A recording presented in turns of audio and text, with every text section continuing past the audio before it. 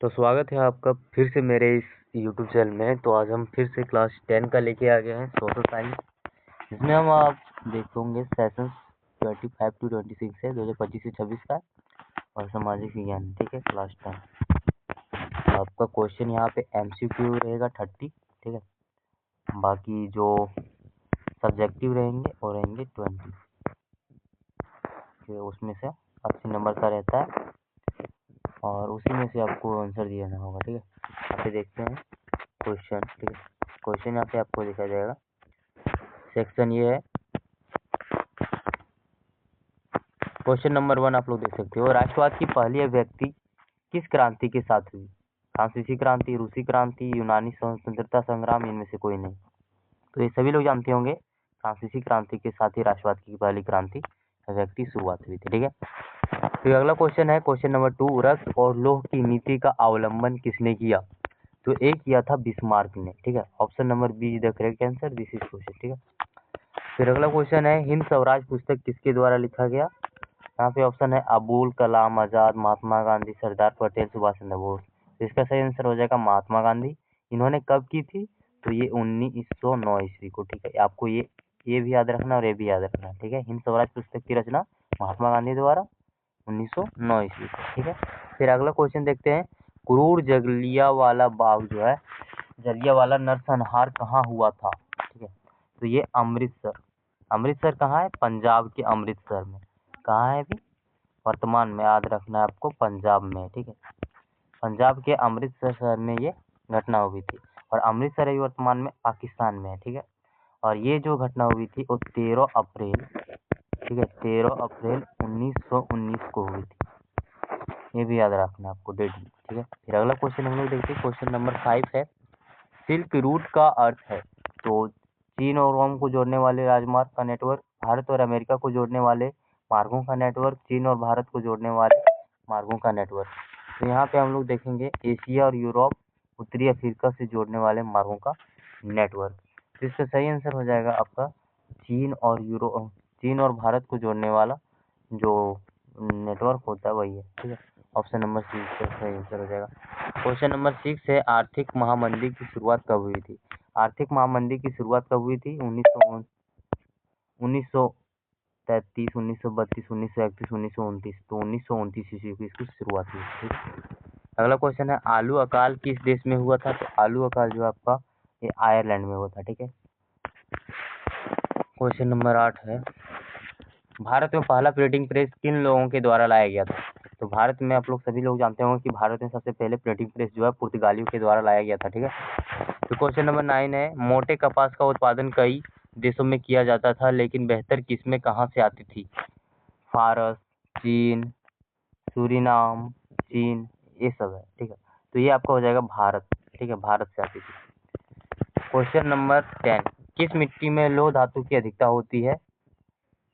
लाल मिट्टी, काली मिट्टी, जलोढ़ मिट्टी या फिर लेटेराइट मिट्टी? तो लेटेराइट मृदा में इसकी ज्यादा होती है। ठीक है, लौह। ठीक है, हालांकि काली मिट्टी में पाया जाता है लौह, लेकिन लेटेराइट मृदा में ज्यादा पाया जाता है। ठीक है, फिर बीज बचाओ आंदोलन क्या था? रासायनिक खादों से अधिक उत्पादन, टिहरी के किसानों द्वारा बिना रासायनिक खाद के फसलों का उत्पादन, हरित क्रांति, पेड़ों को उगाना। तो ये आपका हो जाएगा काटना सीखिए। आप ऑप्शन को काटना सीखिए, आंसर खुद ब खुद निकल जाएगा। यहाँ पे पेड़ों को उगाना तो संबंधित होगा ही नहीं, हरित क्रांति तो ऐसे ही कट जाएगा। बाकी ये रहा कि रासायनिक खादों से अधिक उत्पादन नहीं, कोई भी जो है रासायनिक खाद से ज़्यादा उत्पादन करेगा तो ये सरकार उसमें समर्थन नहीं करेगा। इस टाइप से भी आप काट सकते हो दिमाग लगा के, कॉमन सेंस लगा के। तो इसका सही आंसर बी हो जाएगा। ठीक है, क्वेश्चन नंबर 12 देखते हैं। क्वेश्चन नंबर 12 है धरातल का कितना भाग जल से ढका हुआ है?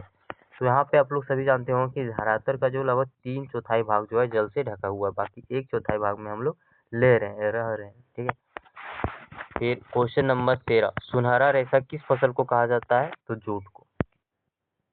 ठीक है, या पटसन भी लिखा रह सकता है, दोनों एक ही चीज है। ठीक है, क्वेश्चन नंबर 14 इसमें पवन महाशक्ति का दर्जा प्राप्त है किसे? तो पवन महाशक्ति का दर्जा आपका हो जाएगा ऑप्शन नंबर बी, चीन को प्राप्त है। ठीक है, चीन। भारत में जूट उत्पादन में किस राज्य का महत्वपूर्ण स्थान है? तो ये आपका हो जाएगा पश्चिम बंगाल में। पश्चिम बंगाल में सबसे ज़्यादा जूट उत्पादन किया जाता है, जिसे सुनहरा रेशा भी बोला जाता है, पटसन को, ठीक है, याद रखना है। फिर अगला क्वेश्चन है क्वेश्चन नंबर 16, सबसे लंबा राष्ट्रीय राजमार्ग कौन सा है? तो ये आपका हो जाएगा ऑप्शन नंबर डी, इनमें से कोई नहीं। हालांकि आपका आंसर यहाँ पे दिया रहेगा ऑप्शन नंबर बी, यहाँ दिया हुआ है ना, इस मॉडल पेपर का आंसर में, लेकिन ये आंसर होगा नहीं, क्योंकि ये जो है सो पहले का अगर देखा जाए अभी वर्तमान में, ठीक है, ये पहले का नोट है। अभी वर्तमान में देखा जाए तो राष्ट्रीय राजमार्ग 44 NH नेशनल हाईवे 44 जो है ये सबसे बड़ा नेशनल हाईवे है, राजमार्ग, ठीक है, लेकिन ये जो है सो पहले का डाटा हुआ दिया हुआ है, इसीलिए ये आंसर नहीं होगा। लेकिन हालांकि इसमें है तो अभी option number D the correct answer होगा, ठीक है। क्वेश्चन नंबर 16 चलते हैं, ये आपका आएगा भी तो नंबर नहीं कटेगा ना ही जुड़ेगा, ठीक है। श्रीलंका में बहुसंख्यक कौन है? तो सिंहली हो जाएगा, ठीक है। कितने परसेंट थे वो आप मुझे कमेंट में बताइएगा कि कितना परसेंटेज सिंहली थे, तमिल कितने थे और बौद्ध कितने थे, ठीक है। फिर अगले चलते हैं हम क्वेश्चन नंबर 18 है, पोखरण भारत के किस राज्य में है? राजस्थान में, गुजरात में, झारखंड में, पंजाब में। पोखरण अर्थात जहाँ पे परमाणु का परीक्षण किया जाता है ना, परमाणु बम बनाया जाता है, जहाँ परीक्षण किया गया था पहली बार, तो ये जो है राजस्थान में, ठीक है, राजस्थान में। क्वेश्चन नंबर 19 है, संघ सूची, राज्य सूची और समवर्ती सूची का उल्लेख संविधान की किस अनुसूची में किया गया है? 5वीं, 6वीं, 8वीं और 9वीं, 7वीं, तो 7वीं इसका correct answer, this is question, ठीक है।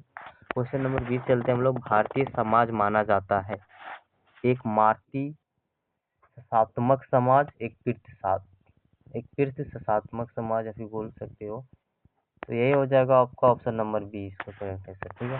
क्वेश्चन नंबर 21 है, भारत किस प्रकार का राज्य है? लोकतांत्रिक है, धर्मनिरपेक्ष है, कल्याणकारी राज्य है, तो इनमें से सभी द करेक्ट आंसर, ठीक है। बामसेफ किसका आंदोलन था? बामसेफ, है ना, तो ये आपका हो जाएगा कर्मचारी का आंदोलन था, ठीक है। राजनीतिक दलों को मान्यता कौन देता है? तो चुनाव आयोग, राष्ट्रपति, संसद, न्यायपालिका। तो चुनाव आयोग जो है राष्ट्रपति राजनीतिक दलों को मान्यता देता है।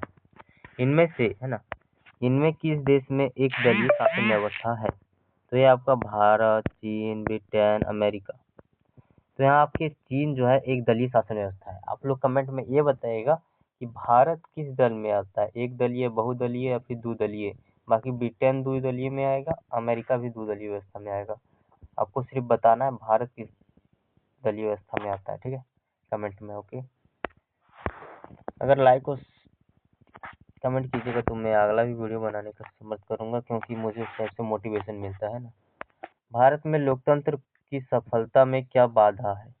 गरीबी, मतदान का दुरुपयोग, अशिक्षा, उपरोक्त सभी। देखिए इसका सही आंसर है, अगर गरीबी है उससे आ रहा है क्या? मतदान का दुरुपयोग। गरीबी है इसलिए अशिक्षा हो रहा है ना, और अशिक्षा है इसलिए मतदान का दुरुपयोग हो रहा है। मतलब एक तरह से देखा जाए तो अशिक्षा ही है, लेकिन इन सभी तो सम्मिलित है, इसलिए इसका ऑप्शन नंबर डी होगा, ठीक है।